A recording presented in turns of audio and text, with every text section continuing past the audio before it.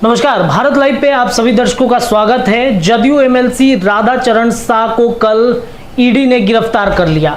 अकूत संपत्ति के मामले में ईडी कई दिनों से लगातार राधाचरण शाह के कई आवासों पर, कई ठिकानों पर जबरदस्त छापेमारी कर रही थी, लेकिन ईडी आखिरकार इतने दिनों से छापेमारी के बाद उन्हें गिरफ्तार क्यों नहीं कर पा रही थी।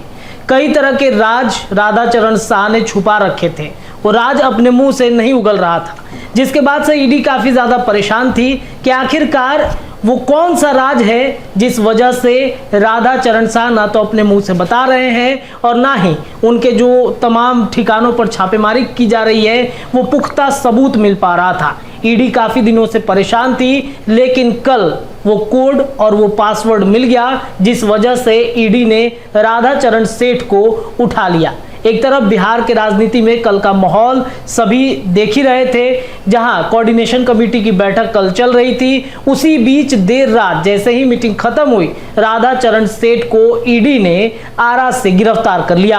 आरा से गिरफ्तार करने के बाद राधाचरण सेठ को पटना लाया गया, जहां पे उनको रखा गया। हालांकि गिरफ्तारी के ठीक बाद राधाचरण सेठ की तबीयत बिगड़ गई, जिसके बाद अस्पताल में भर्ती कराया गया। कल देर रात हमने आपको खबर में ही बताया था। लेकिन देखिए, एक डायरी और एक कविता जिस वजह से राधाचरण सेठ की गिरफ्तारी हो गई। जी हाँ, जिस जगह पर ईडी की छापेमारी हो रही थी उसी जगह पर राधाचरण सेठ की एक डायरी मिली है, और उस लाल डायरी में एक कविता लिखा हुआ था, जिस कविता के माध्यम से राधाचरण सेठ की गिरफ्तारी हुई है। जी हाँ, अब ये डायरी की चर्चा बिहार सहित देश भर में होने लगी है कि आखिरकार क्या ऐसा लिखा हुआ था उसमें जिस वजह से राधाचरण सेठ, जो जदयू के एमएलसी हैं, नीतीश कुमार के बेहद करीबी हैं, उनकी गिरफ्तारी हुई। आपको बताएं कि जदयू एमएलसी राधाचरण सेठ के कई ठिकानों पर छापेमारी करने और 19 घंटे की पूछताछ के बाद ईडी ने गिरफ्तार किया। फार्म हाउस पर एक डायरी मिली, इसमें कविता और अंकों में एक कोडवर्ड लिखा हुआ था। ईडी अब इस डायरी को डिकोड करने में लगी है। बुधवार को पटना के 2 और आरा के 4 आवास पर छापेमारी चली। स्थानीय पुलिस, सीआरपीएफ के जवानों के साथ ईडी की 4 टीम लगी हुई थी। ईडी ने 2:30 बजे दोपहर में राधाचरण सेठ को उनके आरा स्थित फार्म हाउस को से गिरफ्तार किया। जदयू एमएलसी से टीम ने गुप्त स्थान पर पूछताछ की और देर रात उन्हें पटना लाया गया। पटना में स्थित सरकारी और निजी आवास के साथ ही टीम ने आरा के बाबू बाजार स्थित आवास, रेलवे स्टेशन के पास अनाइट बिहारी फार्म हाउस, होटल और दूसरी जगहों पर भी छापेमारी की। एमएलसी पर आरोप है कि उन्होंने अवैध बालू कारोबार में अरबों की संपत्ति जुटाई। ईडी के सूत्रों के मुताबिक राधाचरण का मेडिकल टेस्ट कराने के बाद गुरुवार को उन्हें कोर्ट में पेश किया जाएगा, फिर जुडिशली कस्टडी में भी भेजा जाएगा। रेड में ईडी को ऐसी डायरी मिली जिसमें कोडवर्ड में शब्दों में लिखा गया, ये शब्द कविता नाम के साथ ही साथ अंकों में लिखे हुए थे।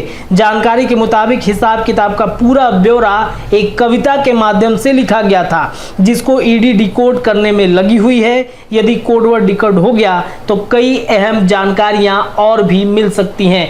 खबर यह भी है कि इसी डायरी के आधार पर ईडी ने राधाचरण सेठ की गिरफ्तारी भी कर ली है। उन्होंने बिहार के विभिन्न जिलों के साथ ही यूपी, दिल्ली, हिमाचल, मुंबई, बेंगलोर, हरिद्वार, झारखंड सहित कई अन्य जगहों पर अकूत संपत्ति भी बनाई है। ईडी ने राधाचरण सेठ और उनके बेटे कन्हैया को भी 29 अगस्त को नोटिस जारी किया था।